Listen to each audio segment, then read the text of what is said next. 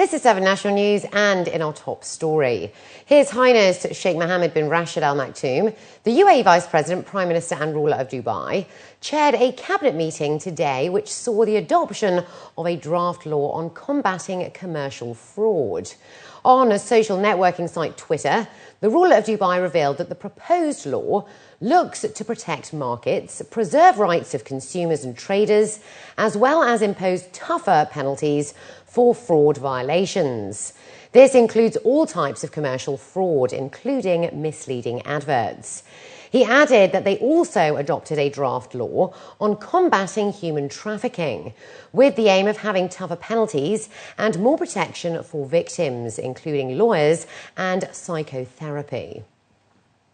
Meanwhile, the ruler of Dubai also received the ambassadors of Spain, Malaysia and Canada in Abu Dhabi today, who have been accredited to the UAE. Sheikh Mohammed wished the new envoys a pleasant stay in the UAE and success in their mission.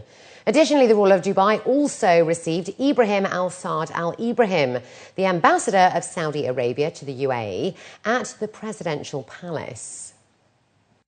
The third session of the Assembly of the International Renewable Energy Agency opened at the St. Regis Hotel in Abu Dhabi today. Within the framework of Abu Dhabi Sustainability Week, delegates from 150 countries are participating in the annual renewable energy event. The platform sets the global policy agenda for the transition to a sustainable future based on renewable resources and technologies. This year's highlights include the launch of the world's first renewable global atlas for solar and wind energy, which aims to create a collaborative, internet-based geographic information system. The introduction of the atlas saw the participation of 22 countries globally. The Deputy Director General of IRENA stated that the agency was congratulated for their efforts on behalf of the United Nations representatives. We were extremely pleased with the large attendance also from China, who have today announced that they are in the process of joining the agency. So it's been a great success so far.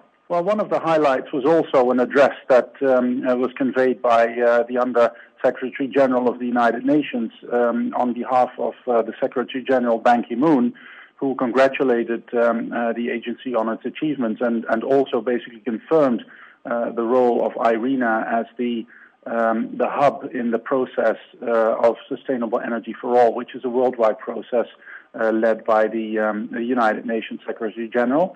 And furthermore, we have ourselves launched the Global Atlas for Renewable Energy, and we were a little bit overwhelmed with the commitment of our member states, because in the press release that we issued today, we announced there would be 9 countries signing. In the morning we thought we would have 15, but actually during the assembly we had 22 countries signing up to that. Investors working with the Abu Dhabi Education Council have announced plans to open a number of new schools in the Emirate, with a number planned in remote locations on the outskirts of Abu Dhabi, Al Ain and the Western region. According to a local paper, a statement by ADEC revealed that investors have stressed the importance of diversity in school fees, size and, most importantly, location when deciding to build a school. GEMS Education, which currently owns 4 schools in the Emirate, is also planning to open another 7 new K-12 schools in order to accommodate up to 30,000 students.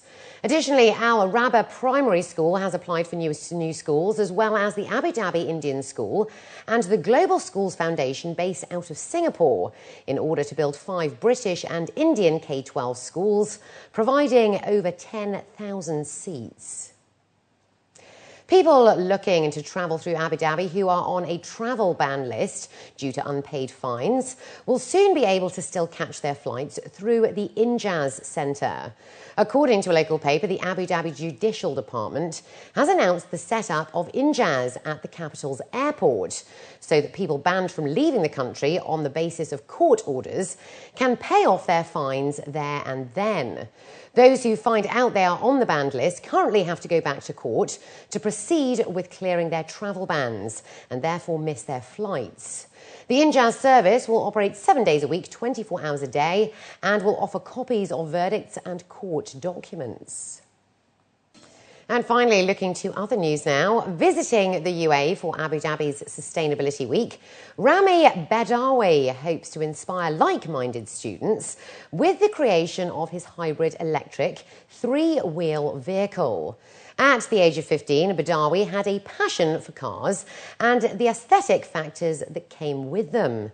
However, his interest in cars shifted to performance, efficiency and innovative technologies. In March of 2010, he introduced the 1 Gallon Challenge, a project which could test how far 1 gallon of fuel would take him. The average currently stands at 30 miles, or 48.28 kilometres, and Badawi was determined to better this. A high school student at the time, the American resident, began the construction process of the hybrid electric vehicle. Facing several complications from registration of the vehicle to logistics, roughly 2 years later, the project was complete. Well, basically, I took a bunch of off-the-shelf components and constructed them into a hybrid electric vehicle capable of much higher efficiencies than most street cars these days, achieving about 180 miles per gallon. In March 2012, the 18-year-old embarked on his journey from New York City to Washington, D.C., aiming to drive 230 miles, or 370 kilometres, on a gallon of fuel. Successfully completing his trip after 12 hours, the mechanical engineering student announced that his mission is a good step for the future. The drive began at 5:30 in the morning, so it was still dark outside, and I began in Jersey City.